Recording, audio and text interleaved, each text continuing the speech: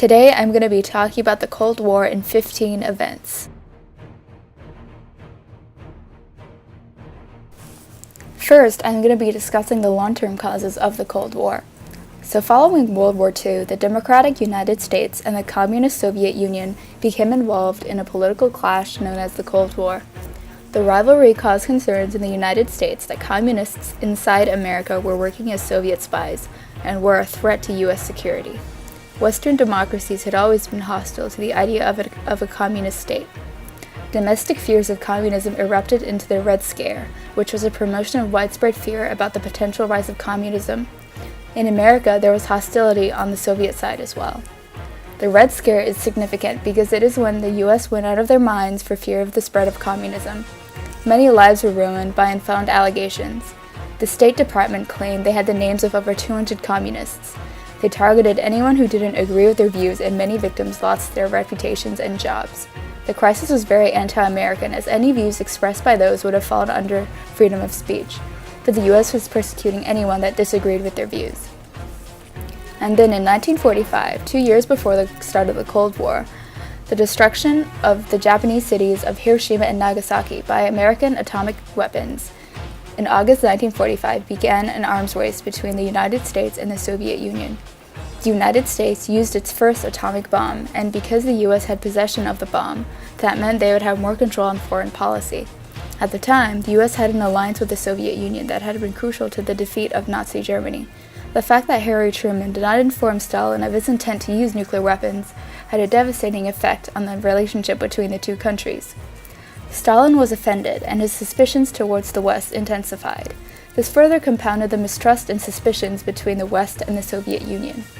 The first atomic bomb was significant because it introduced nuclear weapons into the world, and also increased tensions between the USSR and the United States. It also kick-started an arms race between the two nations. It also devastated a nation, and the effects are still being felt today. And in 1952, the United States successfully detonated Mike, the world's first hydrogen bomb, in the Pacific Marshall Islands. Their thermonuclear device instantly vaporized an entire island and left behind a crater more than a mile wide. 3 years later, in 1955, the Soviet Union detonated its first hydrogen bomb on the same principle of radiation implosion. Both superpowers were now in possession of the so-called superbomb, and the world lived under the threat of a thermonuclear war for the first time in history. The first hydrogen bomb is very significant because the arms race became a huge focus of the Cold War. The dropping of hydrogen bombs, which were much more dangerous than atomic bombs, meant that the arms race had taken a fearful step forward. Now, I'm going to be moving on to short-term causes. The first short-term cause is the Yalta Conference that happened from February 4th, 1945 to February 11th, 1945. It was a meeting between the British Prime Minister Winston Churchill, U.S. President Franklin D. Roosevelt, and Soviet Premier Joseph Stalin. The leaders agreed to require Germany's unconditional surrender, and Stalin also made promises about the freedom of Eastern Europe. But he quickly broke his promise of free elections in Eastern Europe and created governments that were dominated by the Soviet Union. Stalin also agreed to return the lands lost to Japan in the Russo-Japanese War of 1904 and 1905. After Roosevelt died 2 months after the meeting, he was accused of selling out to the Soviet Union. The Yalta Conference was significant because it basically split up Europe into Soviet and Western spheres of influence. This was the beginning of the situation that would develop into the Cold War. The next short-term cause is the Potsdam Conference that happened from July 17 to August 2, 1945. The three: Harry Truman, who replaced Franklin D. Roosevelt after his death; Clement Attlee, who was elected in 1945, replacing Winston Churchill; and finally Joseph Stalin. They agreed to divide Germany into 4 parts, where the West would control certain parts and the Soviet would control certain parts. But on March 1948, Stalin ordered a Berlin blockade, which was a direct violation as to what the three agreed upon. I will touch more upon the Berlin blockade later in this presentation. This further pushed Truman and the West further away from the Soviet Union. All of these factors contributed to a climate of mistrust that heightened tensions at the outbreak of the Cold War.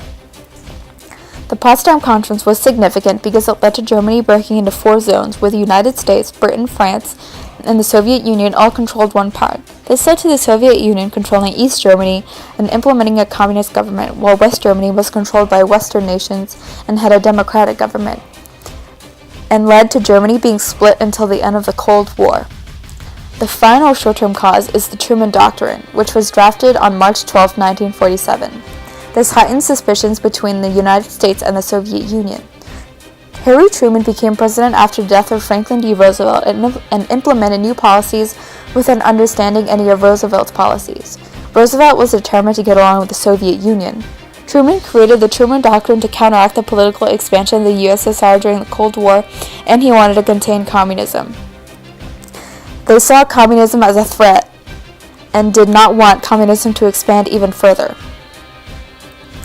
The Truman Doctrine was significant because it implied American support to other nations that were allegedly threatened by communism. It marked a change in international policy from isolationism to containment. Stalin also felt increasingly betrayed by Western attempts to undermine his control of the Eastern Bloc. As a result, ideological tensions increased between the two superpowers, as shown by Stalin's condemnation of the joint policy as dollar imperialism. The Truman Doctrine worsened the security concerns of the Soviet Union and stimulated an atmosphere of mistrust, which ultimately paved the way of the breakdown of the Grand Alliance and succumbing to Cold War hostilities. Now I'm going to be talking about the two most notorious leaders of the Cold War, Mao Zedong, who was the communist leader of China, and Joseph Stalin, who was the premier of the Soviet Union.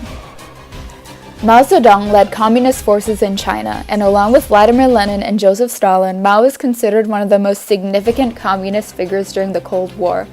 Mao Zedong named himself head of the People's Republic of China in 1949, replacing Chiang Kai-shek as the leader of China. Kai-shek, who was a nationalist, was supported with money and arms from the United States. The loss of China, the largest nation in Asia, to communism was a devastating blow to the United States. This also meant that communism started to spread beyond the West. The Cold War had also started to spread from Europe to East Asia. The Soviet Union was jubilant. Joseph Stalin was a Russian communist revolutionary and started leading the Soviet Union in 1929 after the death of Vladimir Lenin. Stalin is considered one of the most significant communist figures during the Cold War. Under his rule, the Soviet Union became notorious for its purges, show trials, secret police, surveillance of citizens, censorship, propaganda, torture, and killings. Stalin also authorized an intense personality cult that painted him as a strong but benevolent ruler. Now, the two's relationship wasn't warm. In public, Mao heaped praise on Stalin, hailing him as a visionary leader and a friend to Chinese communists. In private, however, the two leaders had significant ideological differences. In 1949, Mao went to the Soviet Union for 2 months to establish a diplomatic alliance with Stalin. The Soviet Union previously had signed a treaty with the regime of Chiang Kai-shek, and Stalin felt Mao could threaten his domination of worldwide communism. The meeting did not go well. Mao spent days waiting for Stalin to schedule meetings. When they did meet, the two did not get along. Stalin found it obvious that Mao favored peasants over workers and let workers in the city suffer. The trip to Moscow wasn't always a disaster, and Mao would have a long memory for the way he had been treated. In economic and military aid, he got very little from his negotiations on that first trip. This event is significant because even though there was ultimately an alliance between China and the Soviet Union, their relationship was never warm. They disliked each other in private, but praised each other in public. This moved China and the USSR further away from the democratic West. And then, in 1950, communist forces of North Korea invaded the capitalist South. Stalin and the USSR must take responsibility for the outbreak of the Korean War in an attempt to spread communism. Stalin had supplied the North Koreans with tanks and other equipment. Stalin refused to deploy ground forces, providing only some air support. He also provided the Chinese with weapons and munitions, but insisted they be charged at full price, and this offended Mao, since he considered that they were good political partners. These incidents and broken promises taught Mao Zedong never to trust Stalin again, though in public he still maintained his praise of the Soviet leader. The Korean War was significant because it was a byproduct of the United States and the USSR during the Cold War. The Soviet Union occupied the North, which was governed by communism, and the South was occupied by the United States, which was a democratic government. It also showed that America was willing to send troops to contain communism and that Soviet Union was willing to send troops to expand communism.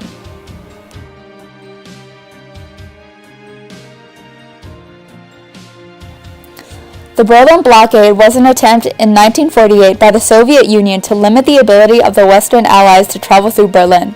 The blockade was a result of the Yalta Conference, as it included no arrangements for access to Berlin.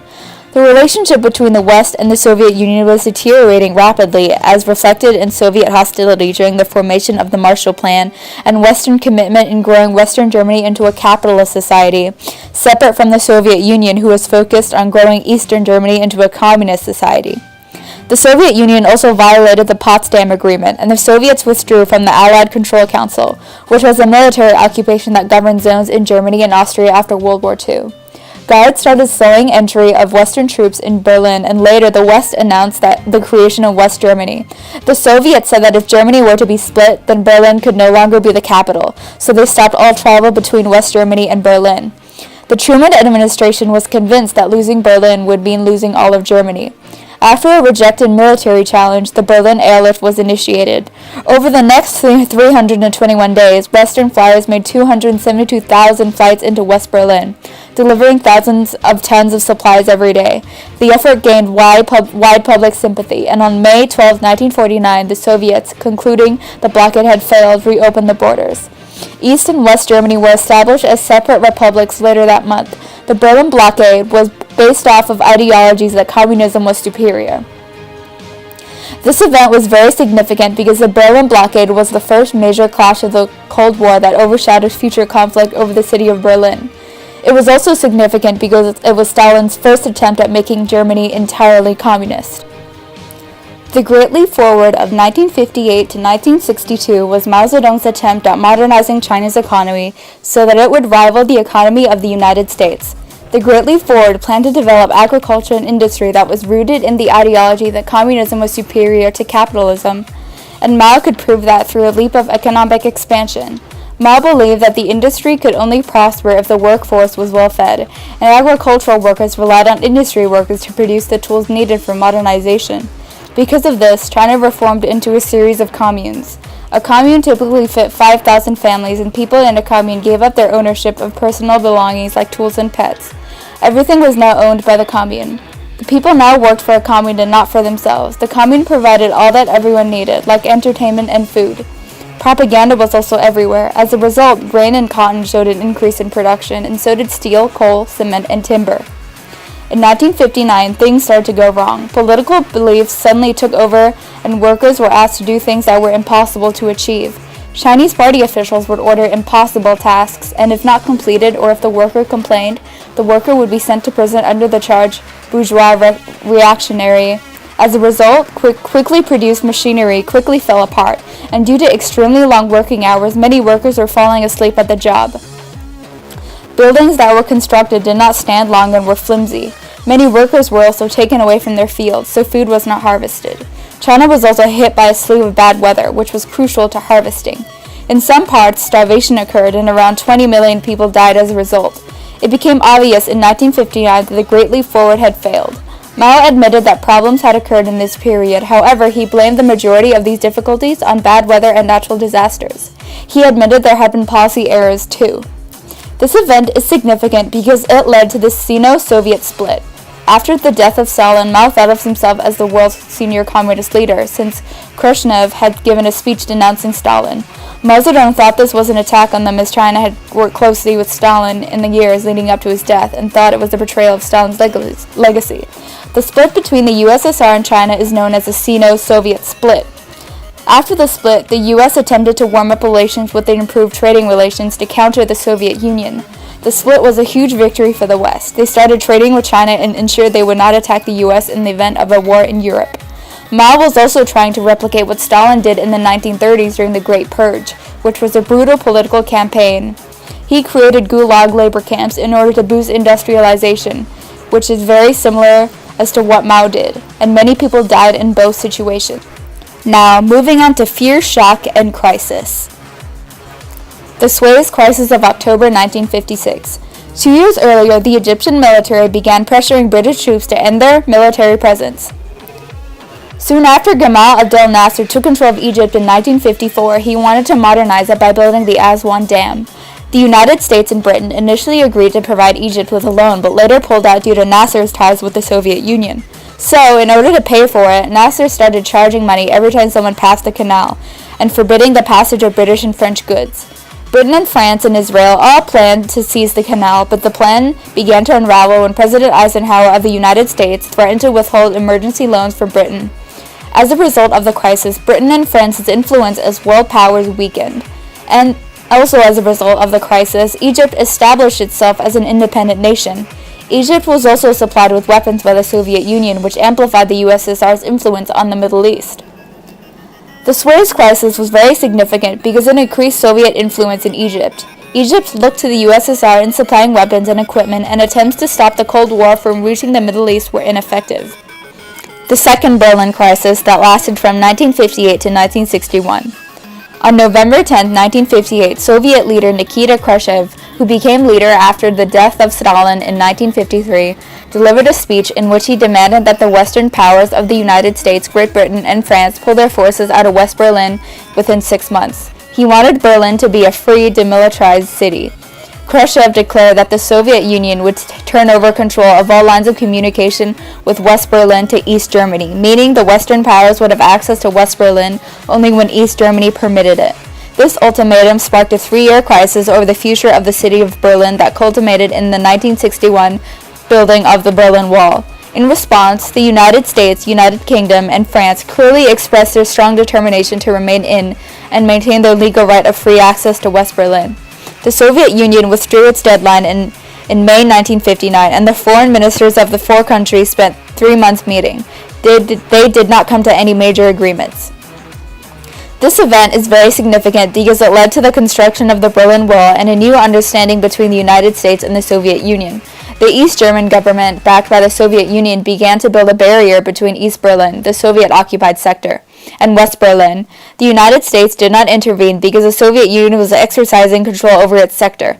The Soviet Union would continue to have dominance over its Eastern European allies and East Berlin, while the United States and its allies would claim Western Europe, West Germany, and West Berlin within their sphere of influence.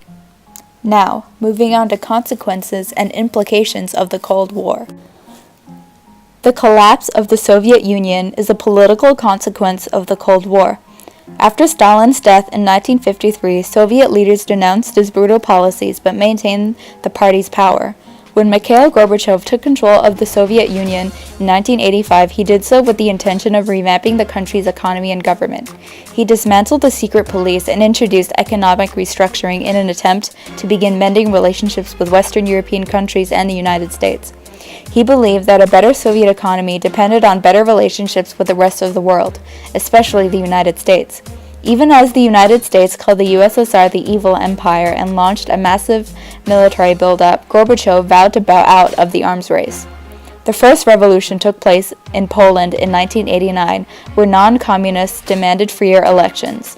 This sparked more peaceful protests across Eastern Europe. This atmosphere of possibilities soon enveloped the Soviet Union itself. Frustration with the bad economy combined with Gorbachev's hands-off approach to the government inspired a series of independent movements in the republics on the USSR's fringes. One by one, the Baltic states, like Estonia, Lithuania, and Latvia, declared their independence from Moscow. Then, in early December, the Republic of Belarus, the Russian Federation, and Ukraine broke away from the USSR and created the Commonwealth of Independent States. Weeks later, they were followed by 8 of the 9 remaining republics. At last, the mighty Soviet Union had fallen in 1991. There were also numerous implications regarding the collapse of the Soviet Union. The collapse of the USSR in 1991 acted as a source of big impact on international relations in the 20th century. It led to the collapse of the entire socialist bloc. The 21st century opened as a new century, and struggles to adjust with the new realities of the post-USSR were common. It also gave an opportunity to the U.S. to dominate international relations, particularly international decision-making in the UN Security Council. The new developments also acted as a source of more dependence of the third world countries upon the developed countries. The return of peace in several parts of the world was a welcome development, but along with it, the continuance of neo-colonialism acted as a big strain on the policies and economics of new states. The reunification of Germany is a territorial consequence of the Cold War. Less than 1 year after the destruction of the Berlin Wall on November 9, 1989, East and West Germany came together on what is known as Unity Day, and Germany was reunified in 1990. Since 1945, Soviet forces occupied eastern Germany, and the United States and other Allied forces occupied the western half of the nation. The divided Germany had come to serve as one of the most enduring symbols of the Cold War. Shortly after, talks between East and West German officials, joined by officials from the United States, Great Britain, and France, and the USSR, began to explore the possibility of reunification. 2 months following the reunification, all German elections took place, and Helmut Kohl became the first chancellor of the reunified Germany. There were also implications to this decision.